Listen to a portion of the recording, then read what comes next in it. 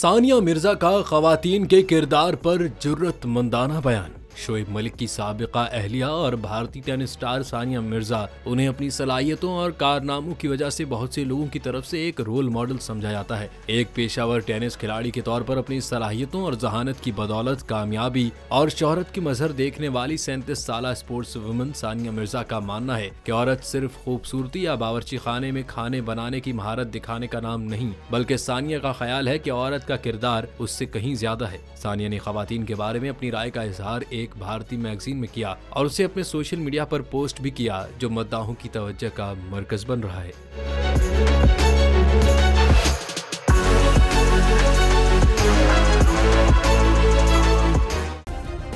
Subscribe करें और bell दबाएं ताकि कोई खबर रह न जाए।